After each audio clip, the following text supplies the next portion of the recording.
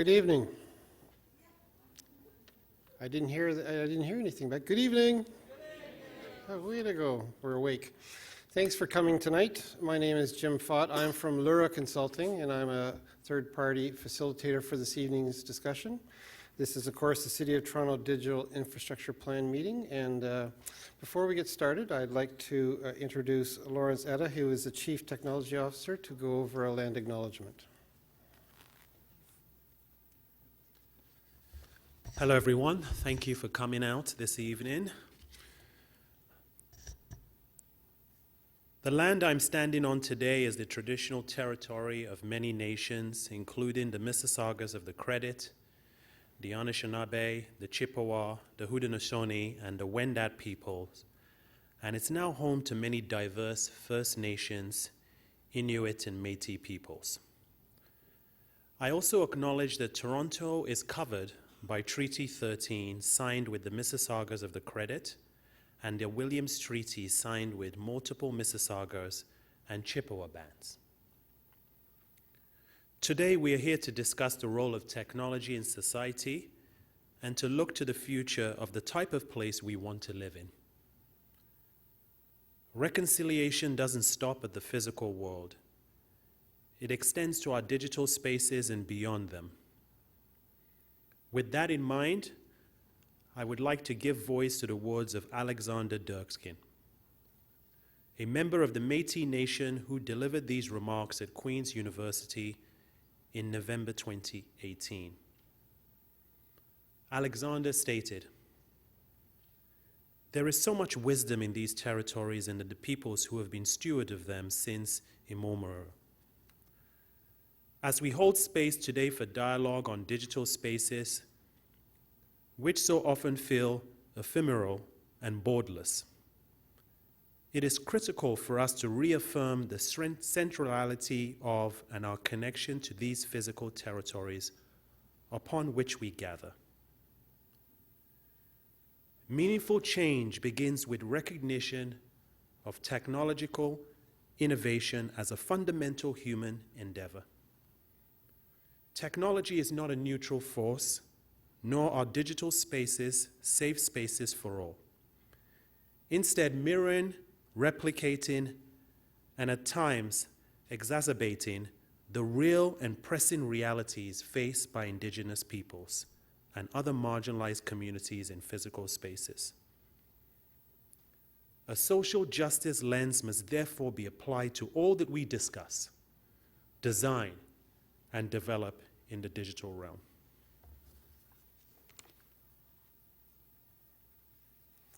Thank you, Lawrence. And I also want to welcome those who are joining us live stream on the YouTube channel. There's a number of people here tonight in person, but we're also being joined tonight by many people who are joining us live stream on the YouTube channel. There is a Twitter hashtag that we'll be using later, but you're certainly welcome to start using that now. It's hashtag SmartCityTO. Feel free to comment, and when we get to the question period, we'll actually be using that Twitter hashtag you can pose questions if you do like. So before we get started, I just wanted to say that I'm part of the third-party facilitation team from Lura. We have a number of folks here. We're going to be taking notes tonight, and we'll make sure that we capture all the comments and all the feedback. The agenda review is fairly straightforward. We're going to start with a presentation, and then we'll have questions of clarification for a short bit so you can provide better feedback, and then we have an open house here. For those who are online, the boards and the presentation are on the website. And I just wanted to review for those in the room what materials you received tonight. You did receive an agenda, which you see on the screen, but you also received a feedback form. So that's ultimately important for you to provide us feedback on the discussion tonight. There is a room in the lounge area where the boards are for you to sit down and write your comments down, but this is a very important. You can hand that in at the sign-in table or to anybody with a name tag tonight. Also with your package tonight, you received a discussion guide, so a little more information on what this is all about. And Lawrence is certainly going to present that in the presentation, but you have something to take home with you if you want to further have details about that. Also, when you came tonight, and also in the engagement room upstairs, there is a community advisory group information overview. So you're able to apply online on the website to become a member of the community advisory group, and Lawrence will have a little more detail on that as well. So you've received a lot of material. There's a very good presentation about to start, and we want to make sure we get to that so that you have opportunity to provide your feedback at the boards and through the feedback form. I'll get you just to hold your questions. We do have time for questions following the presentation, questions of clarification, so you can become clearer on the feedback you might want to provide. But with that, I'll turn it over to Lawrence, and he can run through the presentation for us. Thank you very much, Jim. And once again, thank you everybody for coming out. I also want to extend some thanks to my team and my colleagues and my partners here for all their support in making this happen today. So we'll start off with, in terms of the context of what we're trying to achieve here.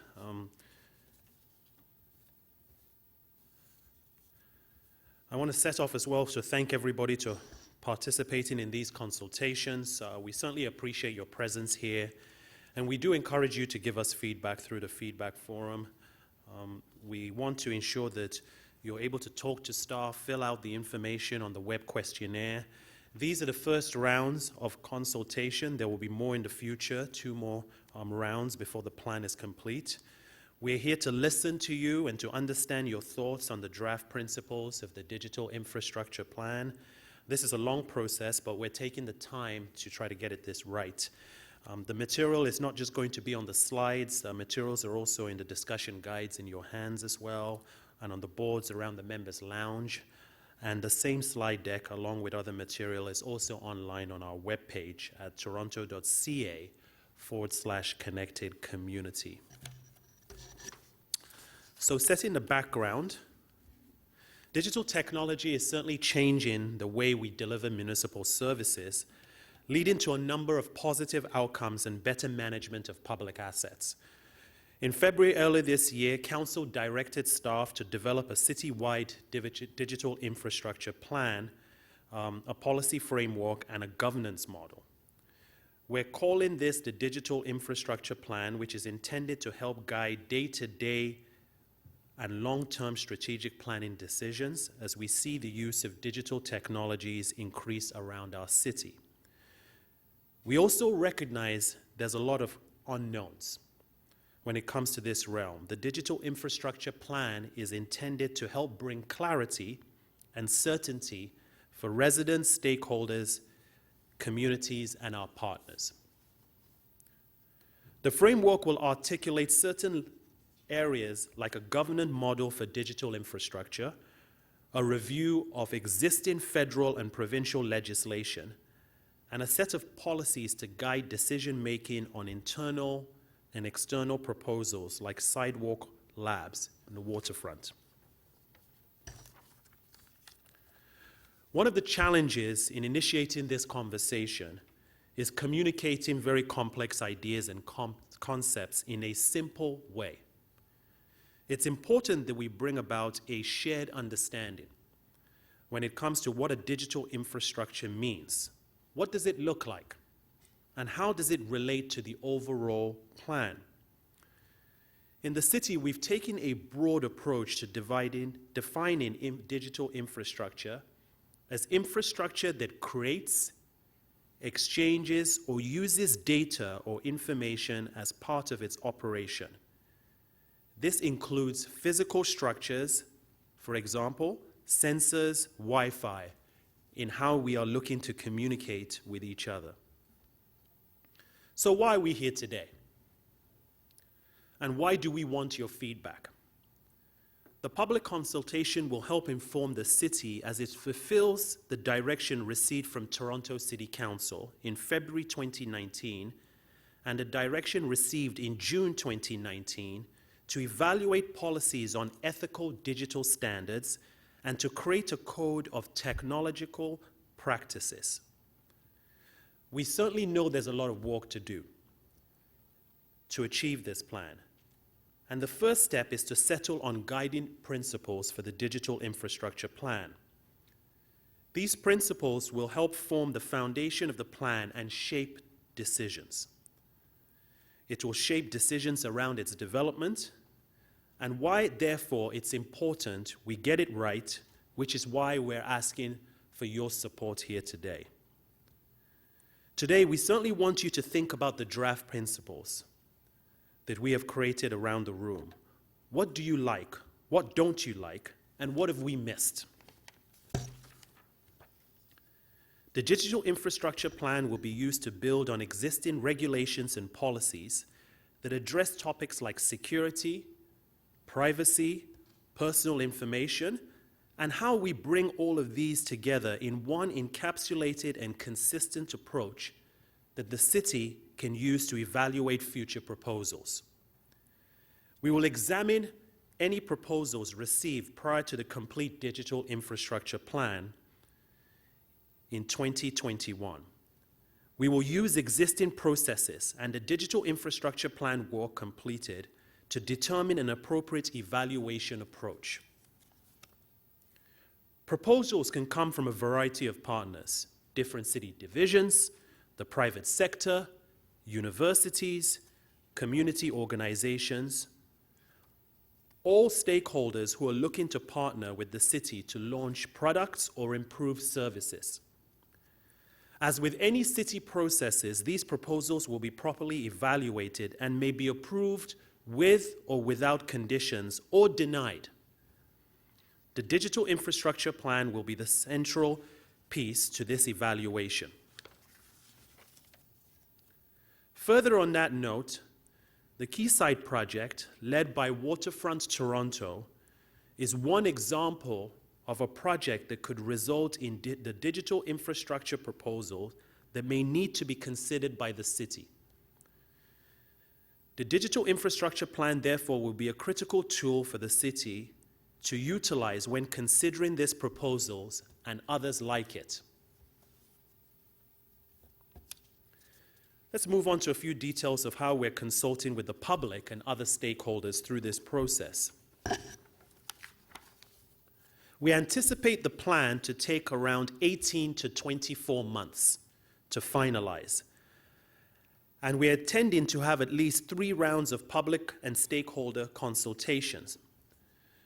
We started on December the 7th, on Saturday, and we are here today with one more scheduled for December the 12th.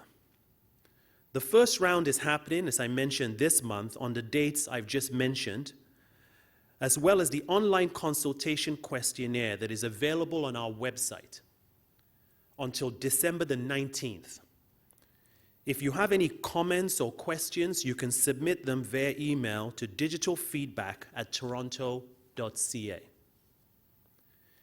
In addition, our consultation process will also include engagement with a community advisory group, a non-political and non-decision-making advisory group that's made up of interested individuals and representatives from organization and community groups. The role of the community advisory group will be to act as a sounding board for the project team to share and discuss ideas and findings and to provide a sense of broader community's concerns and how these might be addressed. We are looking for a diverse range of interests to make up the community advisory group. Anyone is free to apply, and applications are open online. If you have more questions about the community advisory group, you can talk to city staff here, or you can take one of the overview pages we have available today. Feedback from these consultations will be critical to developing the right guiding principles for the Digital Infrastructure Plan, and here we've set out a critical path in order to get to the best possible Digital Infrastructure Plan by December 2021. Next month, we'll be reporting on the outcomes of these consultations to the Executive Committee. This report will reflect your feedback today. A second round of consultation is planned for the mid to late 2020. A final plan will then be developed and circulated in late 2021, and we will walk to reflect input we've received over the course of the engagement project. So as we've talked about, let me take this opportunity now to mention some of the digital infrastructure principles that will form the guiding framework for the city's digital infrastructure plan. Today, we've developed a set of draft principles that we'll run through now alongside some contextualizing pieces that showcase how the principles align with some of the work we've currently done and what we're thinking about for the future. These principles are still in draft form, and based on the direction of City Council and research on other jurisdictions, work on ethical digital practices and technological codes, we're presenting them to you today to gauge your feedback, comments, and concerns. These principles are presented to you in the boards around the room, up in the member lounge, additionally information and connecting policies and practices.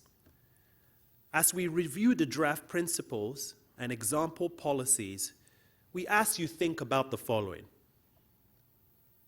What do you like about the draft principles? What suggestions do you have for strengthening the city's approach? And what are the key questions that need to be addressed or clarified as the process continues?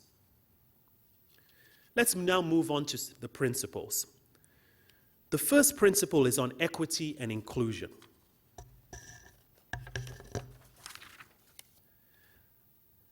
This principle is showcased in many of the projects that we already have in progress. Our existing equity lens, for example, will be applied to digital infrastructure projects to address the city's equity goals and to make sure these projects are benefiting equity-seeking groups and indigenous peoples. Our data for equity strategy that's currently in development will help to support the ethical collection of socio-demographic data that will be used to ensure equitable program and service delivery throughout the city. We have boards all around the room in the members' lounge that can go into specific case studies we've chosen to showcase each of our draft principles as well. For example, the Raising the Village case study showcases how the City of Toronto was able to establish a collaborative partnership and employ a variety of different technologies to collect, share, and analyze social data. Using things like data sharing agreements and web visualization tools and data sourced from multiple governments and service providers, the city staff were able to provide robust research on equity-based topics like family poverty and the gaps in the potential ability to change the way the city plans and allocates its social resources. The second principle is a well-run city. Digital infrastructure will enable high-quality, resilient, and innovative public service and support evidence-based decision-making. Digital infrastructure projects will respond and complement many of the city's future visions and strategic priorities. We're doing a lot in this area already. Many council adopted plans like the Corporate Strategic Plan, Housing TO Action Plan, and the city's commitment to Indigenous peoples articulate a vision for Toronto that we can use to evaluate digital proposals. The Connected Community Smart City program has ensured that we've put these consultations together, and that program will be responsible for a number of different projects that promote the use of data and technology to connect communities and solve city civic challenges. Another great example of using digital infrastructure is to provide more resilient public service, the new automated water meters.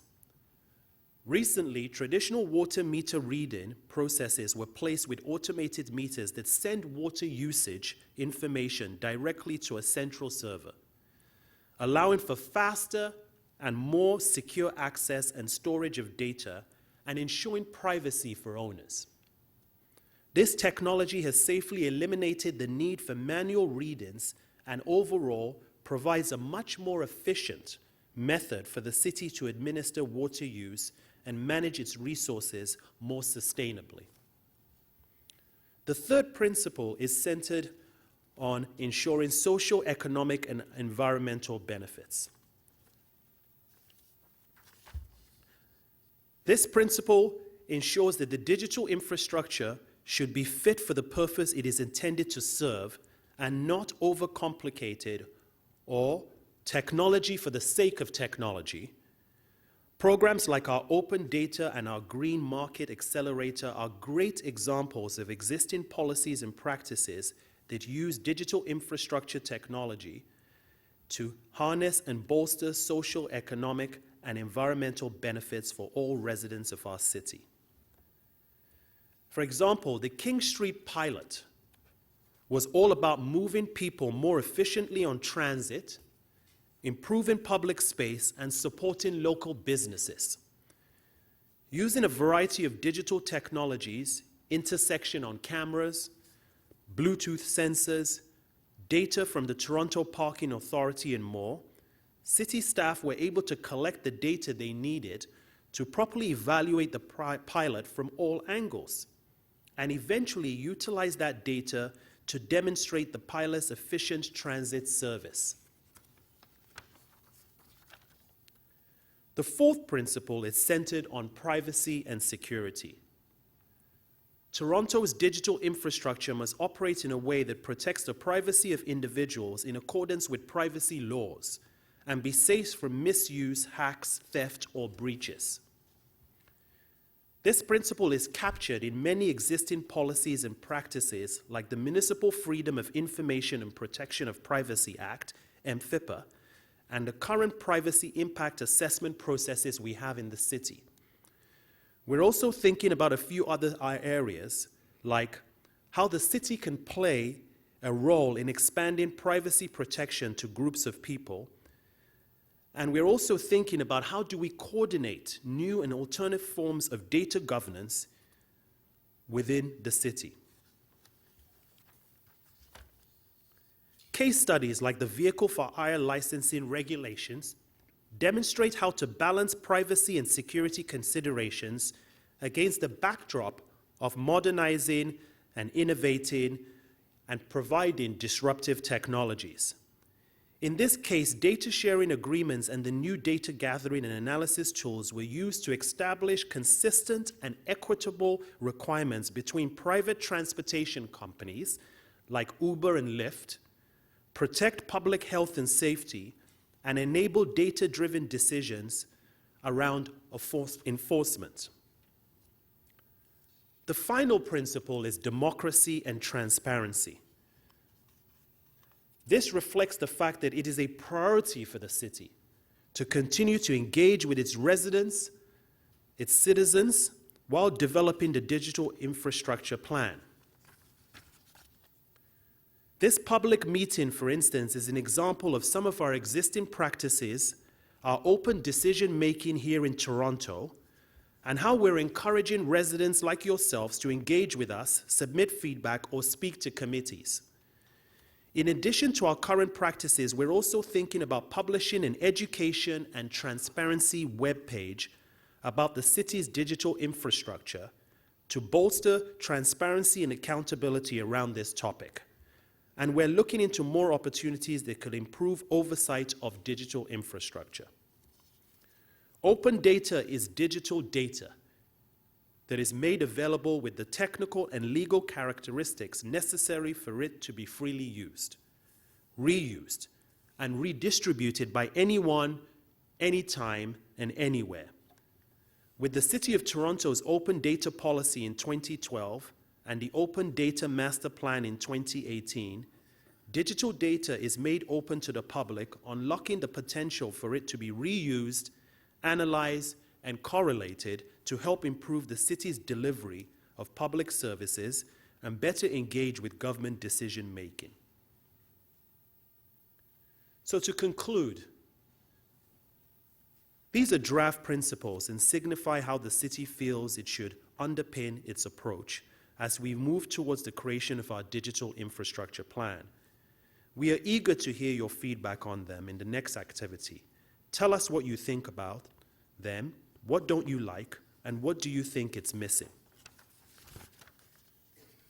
As you can see from the slide, we are just beginning in this journey for this plan. I know that there was a lot of material there, and I thank you very much for your patience in listening. I just want to mention again that the same materials can be found in the discussion guides in your hands and on the boards and around the members' lounge and the slide decks. Also on our webpage, toronto.ca/connected community.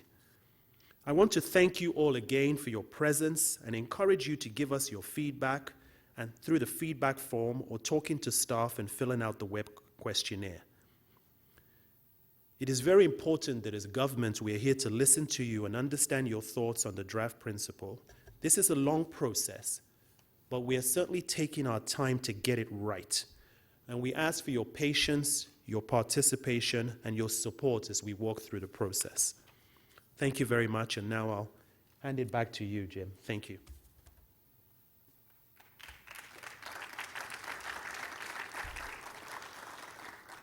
Thank you, Lawrence. And once again, my name is Jim Fott. I'm your third-party facilitator, and welcome to those who are viewing this meeting via live stream. And once again, for those who are online, the hashtag, if you have a question, would be on Twitter would be hashtag SmartCityTO. Welcome your questions or comments via Twitter for tonight's discussion. So now we have a short bit of time for questions of clarification.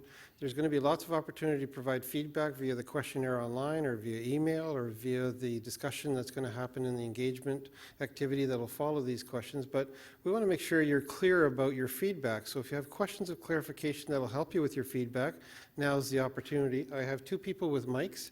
The person will come to you with a mic, and we want to make sure that we hear your questions. So there will be somebody come to you with a mic. Please introduce yourself, just that would help our note taker for tonight. So go ahead with your question, please. Okay.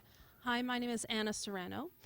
So in terms of the questions for feedback around the principles, I just want to get a sense of whether you have 5 that we can only kind of comment on. Can you increase the number of principles? Can you reduce the number of principles?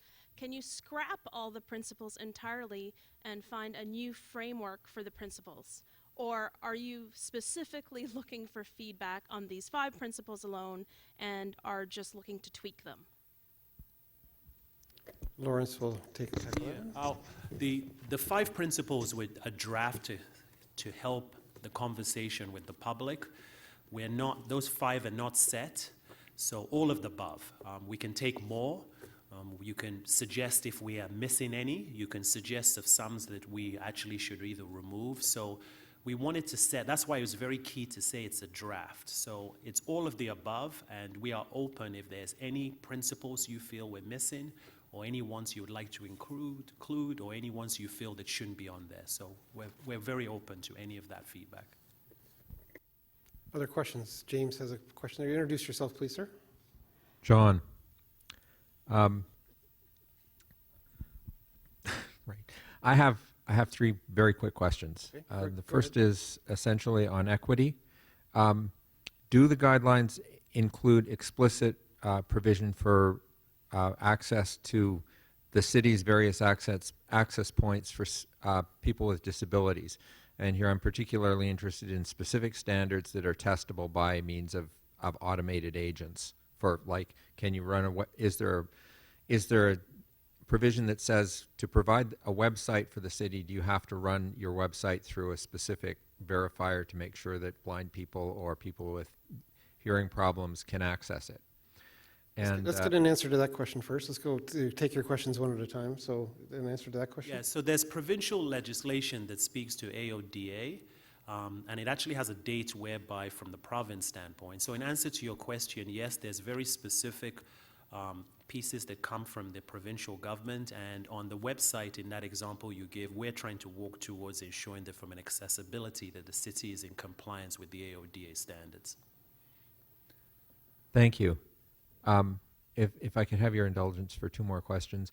I noticed one of the things you didn't address was collaboration with other municipalities.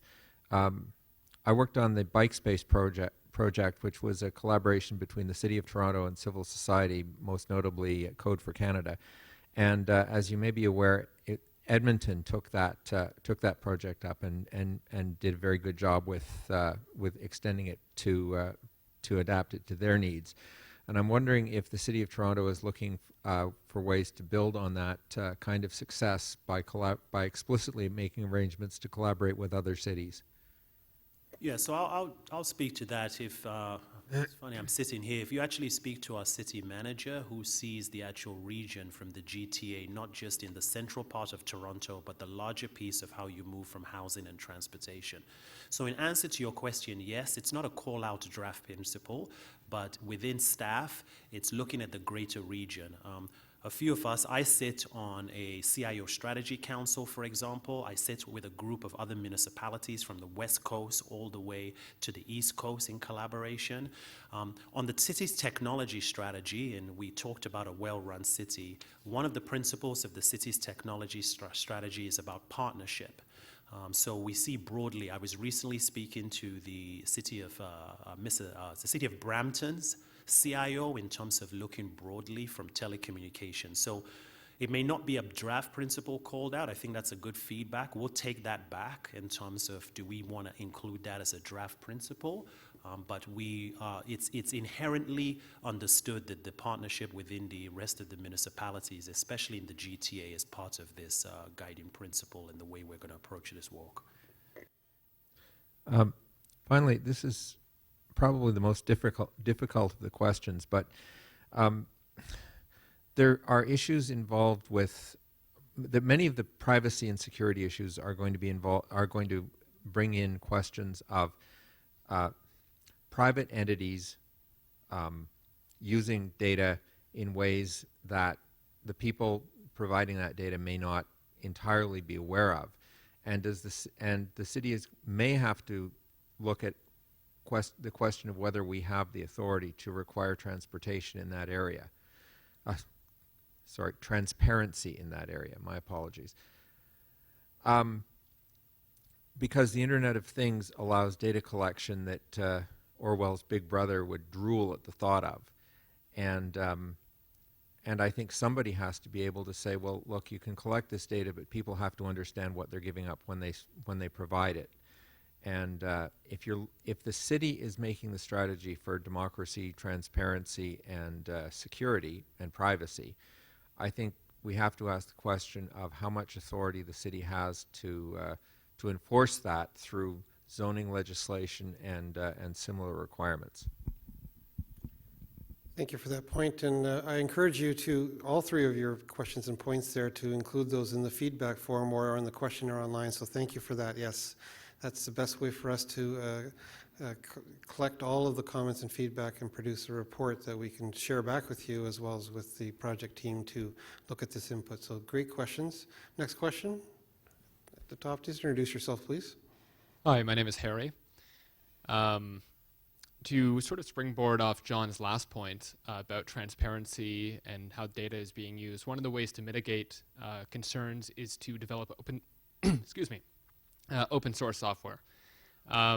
What is the city's approach to open source software? Would it create or contribute to existing open source code to develop these new programs that are going to come out of this proposal?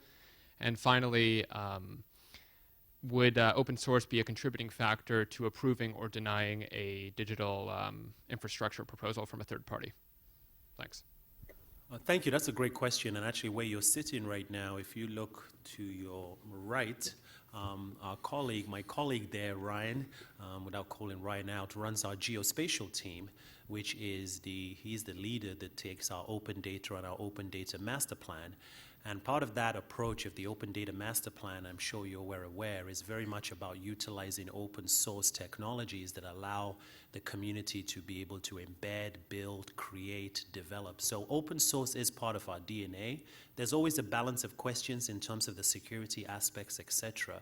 But from the technology division standpoint, open source is a key criteria in terms of how we're looking. So later on, I really encourage thank you, Ryan. If you have a good conversation with Ryan just on the right of you, he'll be able to go into more depth of how in the city we're using open source technology today. Yes, and we have lots of time. We're here till 9 o'clock tonight, so lots of conversations can happen with staff at the engagement session. I have another question here and a question back up at the top. You have a question here in the middle. So let's go to you first, sir. Introduce yourself. Hi there, my name is Ryan and my background's in technology policy. I had a question that was along the lines of the principles comment that came earlier. I was wondering, in terms of the feedback, what granularity do you want in terms of proposing mechanisms? Because a lot of these high-level principles, you know, if you're talking about that purely at an objective level, you don't really get a feel of how doable they are and how the city would handle them. So what kind of granularity are you looking for at this point? So we're going to have, firstly, yes, we certainly want to go on the granular. Going granular will explain the how. Often these are very much on the why we should do it on the high level, and I know that there's technical people here and there's technical people in the audience. So if you want to go deeper, we welcome that feedback. Other public consultations we'll be having later on in the year will help us in terms of develop that. In some of my travels, for example, internationally, what I've found is that the closest way, or the closest in the world, is GDPR right now, which is going through the penalty that speak into the fact of the private sector in terms of ensuring that instead of having the acceptable use at the end right as you scroll down, it's actually coming at the end much more earlier to say, before you're actually joining or you want to use the data, what are your rights and what are your obligations? So we welcome the feedback in details. If there's ideas here how we actually implement, we don't just want the draft principles or the principles to be with something that stands. We need to be able to execute on that. So please certainly go deep. And if you want to give us that feedback, we welcome that. I hope I answered that question. Thank you. Thank you for that question. Great question. And we'll go back up to the top here. Matthew Kelling. My question has to do with what legal or regulatory framework enables the city to kind of create this type of framework or guidelines for technology. I'm comparing it, so I'll say my background's not in technology or data, but comparing to something like the Planning Act. I'm a planner, and that's kind of my experience. And so that sets out what municipalities are entitled to ask for, what type of criteria they can apply when we're looking at some type of proposal. And so I'm wondering, what is the comparable legislation here? Yeah, hi. I'll answer that. It's Grant Coffey. I work on Lawrence's team. So from a regulatory framework perspective, there are existing legislation, as Lawrence has talked about already, for example, the Municipal Freedom of Information Protection and Privacy Act. That's one piece of legislation, for example, that already guides the city in how we approach technology projects and initiatives that the city is leading, for example. And that's what drives out how we do our privacy impact assessments and whatnot. In terms of the sort of the future and the regulatory picture on this front, we're working together with other levels of government on that as well.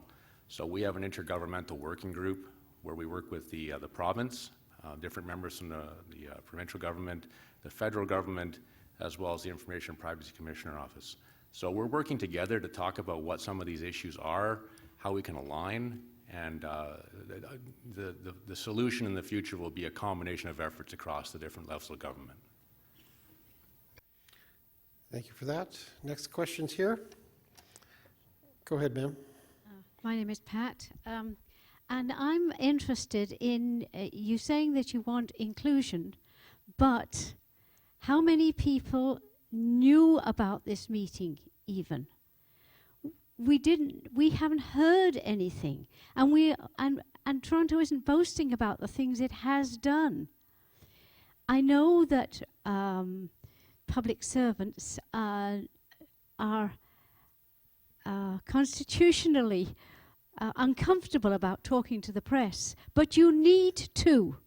In order to get your inclusion, you're going to have to make things very public. You're going to have to use every methodology, television, newspapers, social media, everything to get the message out. It's not out. And we want to boast about Toronto. Let us. So thank you very much for that feedback. It's great to hear, and I think that there's always an opportunity to do more. I'll just run through some of the press we've done, and there's still more coming out. On November the 18th, we set out on a community webpage. We provided print on November the 25th, between the 25th and the December the 6th. We did print advertisements in the Toronto Sun, the Ming Pao, which is a Cantonese paper, the Canadian Chinese Express, which is a Mandarin paper. We went on December the 1st to the 12th on digital advertisements was there. On Friday, we did 680 News. I was on the news, and today we had CTV, Global. And so we're getting as much information out as much as possible. We do hear your feedback. I think we can continue to do more, and we're going to keep this on. This is the first start. In 2020, we're going to do as much as possible and to try to generate the buzz. You're absolutely right. We definitely need to get out more. We've started, but it's clearly by your feedback we need to do more. So we appreciate the feedback, and we'll take it on, and we'll just try to give us as much press as possible. So thank you for that. Thank you. Thank you for that point. And next question's up here at the top. Hi Go there. ahead. My name is Larry. Not to piggyback to what she just said, but I feel like it's not just about awareness, but also education. The principles are well written, but for a lot of people living in Toronto, I feel like they may not understand a lot of the words that's being used, and if they don't understand the words, they don't want to participate, or they may provide information that is not coming from an objective point of view. So it would be great to have videos describing the words, or even have a glossary to help people understand what are you trying to get to with certain words. So thank you for that. And if you have any comments on the discussion guide you received when you came in today, that was meant to sort of describe more of that. Please provide any feedback you have, and that's good suggestions of having a glossary of the terms, because terminology can overtake us here. Next question back here. Please go ahead. Hi there. My name is Bianca. If I understand this correctly, this digital infrastructure plan will be used to respond to internal and external proposals for infrastructure. Is that correct? So, Yes. as of right now, are there budget allocations for infrastructure investments next year following, in terms of the purchase of hardware, network, in terms of publicly owned infrastructure? Are there line items in the budget as to future investments that the city will be making to drive the infrastructure plan? And if there aren't, could you direct us as to where we should be advocating for that kind of investment? So it's a good timing, we're in the budget cycle right now. Is there a line item that specifically says a digital infrastructure plan? It doesn't call out that specific area, but there is capital investments we have for digital piece. I'll give an example.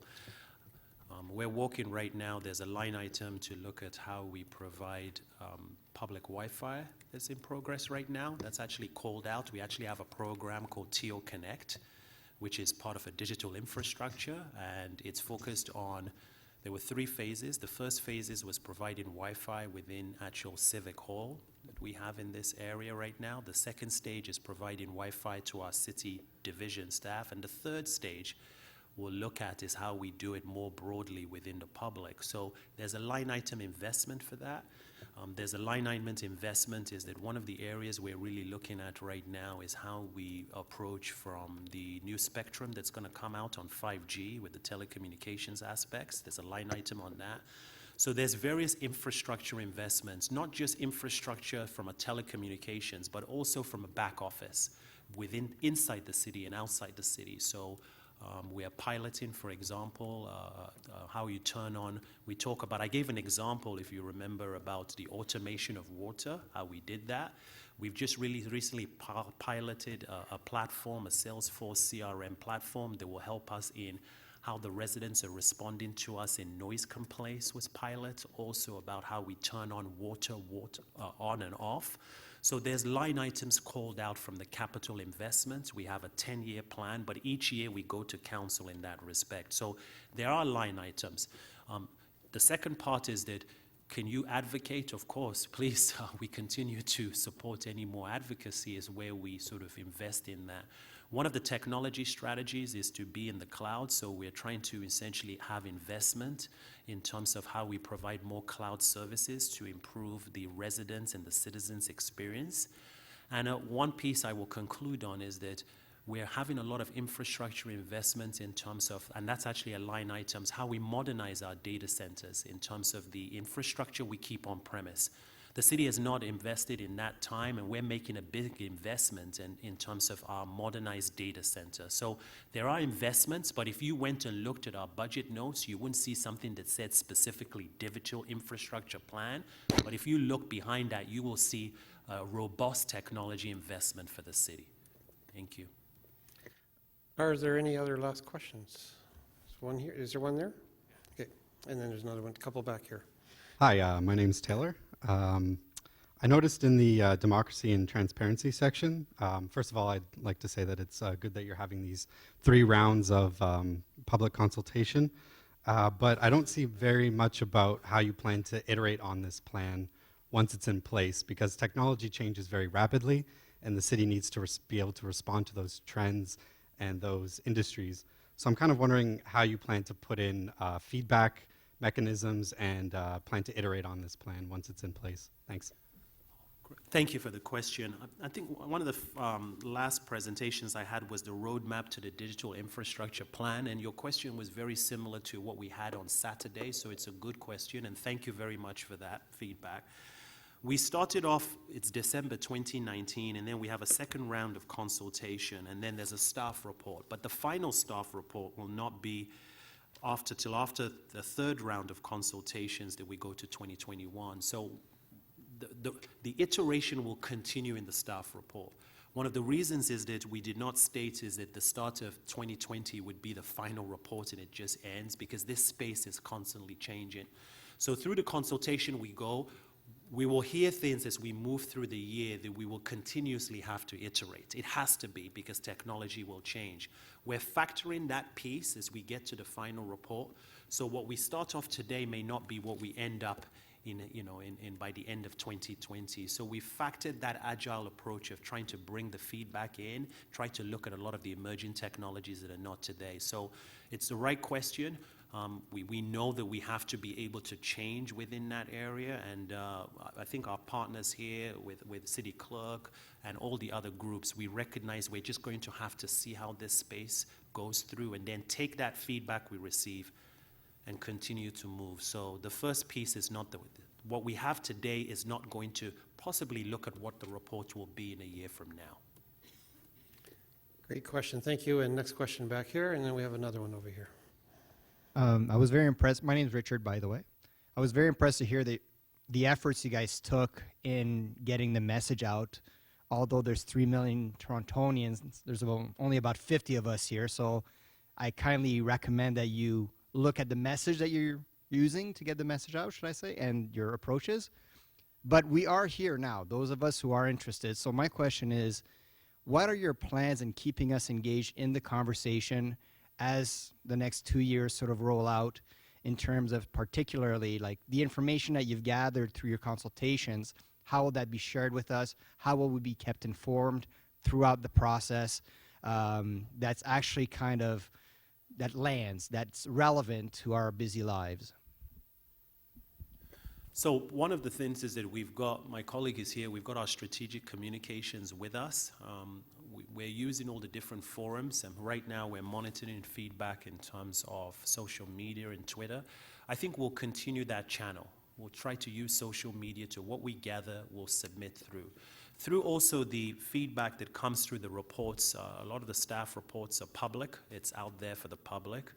But I think through this process, we look to your feedback to tell us what more could we do? What more do we need to do to keep the public engaged? It's a large city, and I think we're going to receive that feedback. We're going to use the traditional channel. We're going to use social media to constantly tell you what we're getting. And if there's any feedback more that we need from that, we welcome it. So please tell us how much more we need to do, or where we're not actually being visible in the community right now, and how we can continue that increase of penetration visibility. We have time for a couple of more questions. So there's one here, and then there's one here. There's 3 more. So let's go to those 3, and then we'll provide opportunity for people to go to the discussion with the staff. So go ahead with your question. Introduce yourself, please. Hello, my name is Nima Yasrabi, founder of a tech company in the smart cities in City of Toronto. I had a question. It was more on a clarification end. So the whole digital infrastructure plan, it's written that it will be used to help evaluate internal and external proposals in the digital realm. And as it was mentioned, it might take up to 18 or 24 months for this basically guideline to be finalized. Carrying on the question of the lady which was asked about like budgetary lines. So does this mean that for 2 years there won't be decisions made for any initiatives on the smart cities? Everything's going to be on halt so that this thing is finalized, or would cities still have make movements? It's just like after 2 years things would be more on the guided line. So the city has movements all the time, so no, it won't. The second part is that this doesn't hold our investment and how we move forward.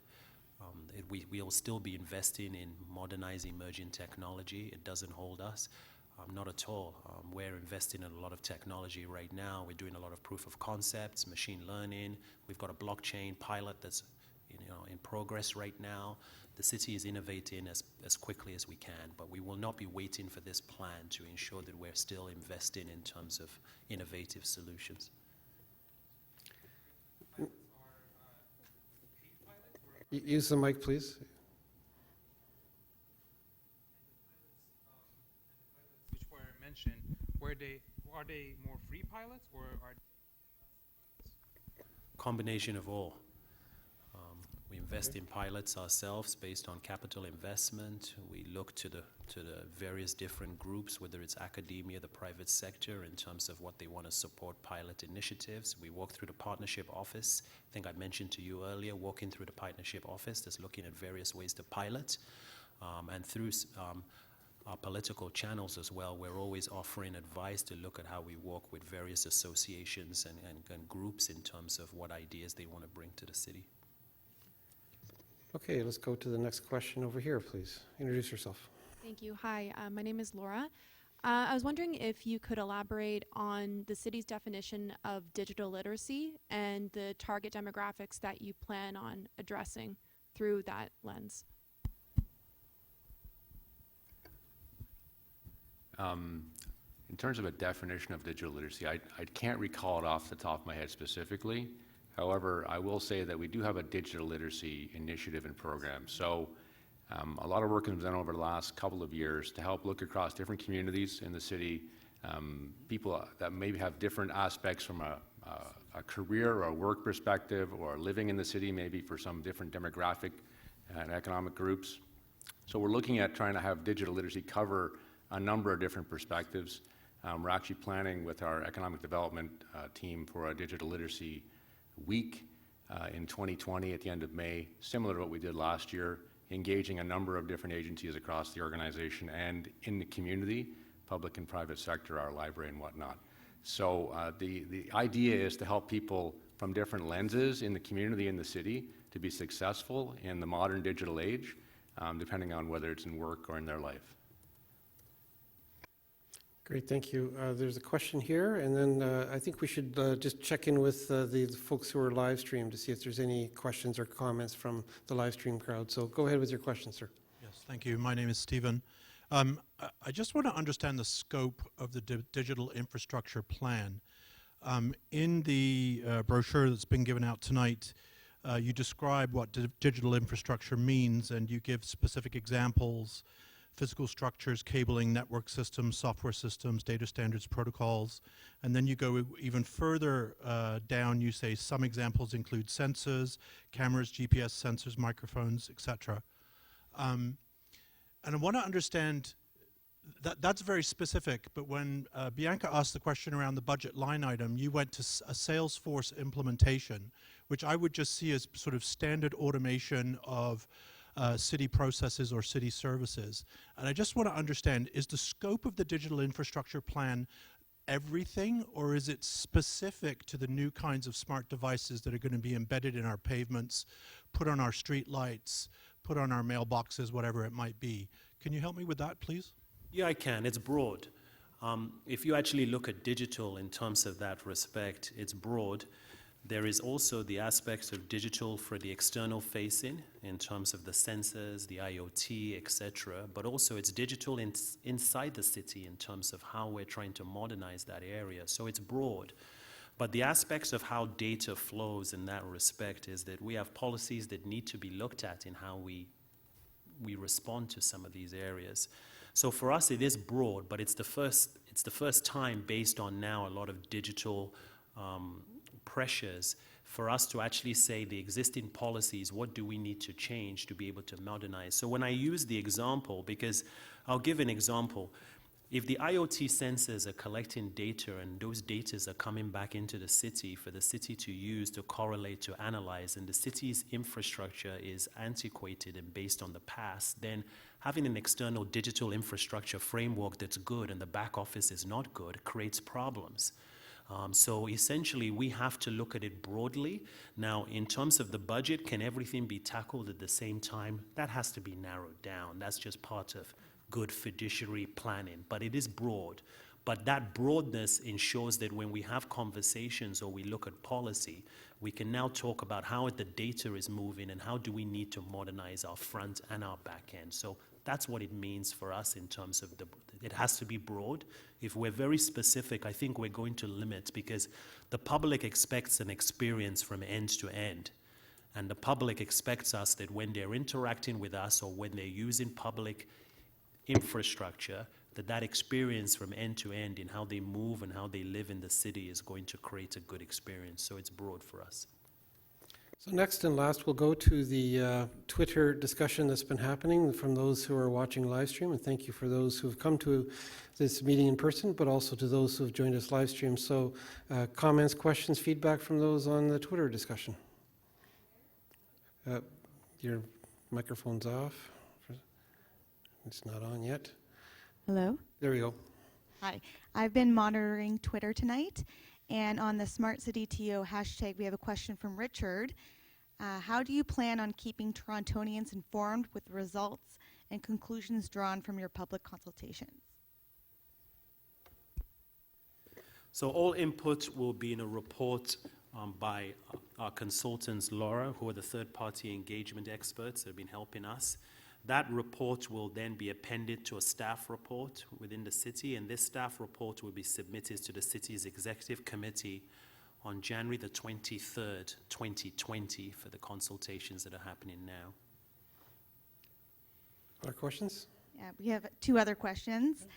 You say the digital infrastructure plan will use existing policies and regulations as a kind of backbone. Thing is, many of those regulations and policies are awfully out of date. Privacy laws, for example. How will you reconcile this disconnect? So we do recognize the speed of the policy setting and the pace of technology is not on the same pace. That's evident. What we're doing is reviewing how we look at our various relevant policies. So I mentioned that we're looking at the MFIPA, the Municipal Freedom of Information Personal, and we're looking at how we then not just modify it for today, but really for the future. And that's why some of the guiding principles and the draft principles are going to help us. So it is certainly, the laws were written in a very different time. And we're also looking to learn from other jurisdictions who are struggling with the same piece of how you keep those laws. So we'll have to do a sort of an analysis with what are the laws we need in terms of the flexibility, and how do we bring those laws to at least a minimum a current time and for the future. We just received an additional one from Theodore.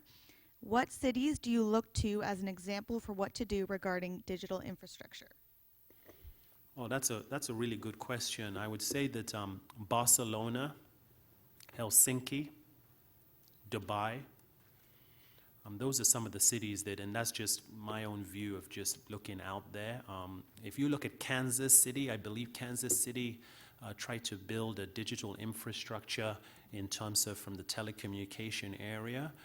If you look at areas in some of the cities in Asia, for example, Japan, they're very much a lot out front.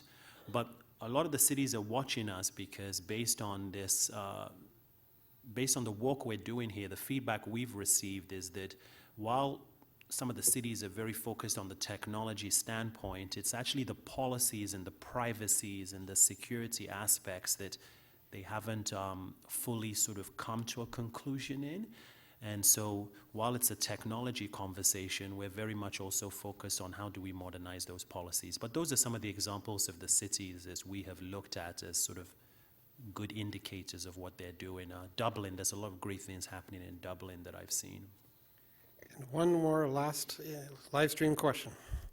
Will Sidewalk Labs and all of its projects, past and future, be subject to the digital infrastructure plan? Yes. Short answer, yes. So thank you for all those questions. That was really stimulated the discussion. Now we have about an hour until 9 o'clock for an engagement activity in the members' lounge, which is behind this wall, up the stairs or up the elevator. And I'm invited to review the boards, the draft principles, the case studies, the examples, the policies that are there.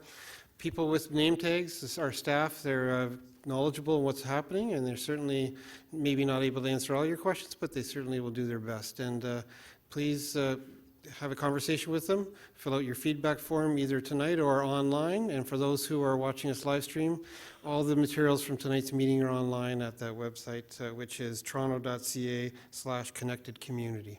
Thank you, and please enjoy your discussion with the staff on the policies on the boards that are in the members' lounge. Thank you.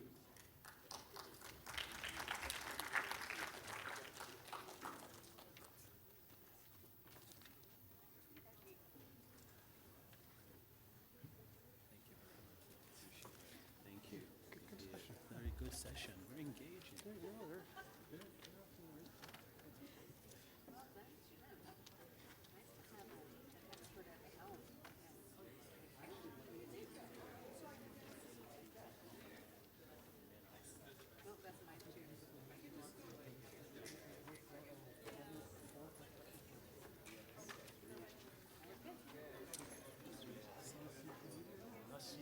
Yes, we are. Hi, how's it going? Nicholas. Hi, Nicholas. Maybe it's Lawrence, City of Toronto. Nice to meet you.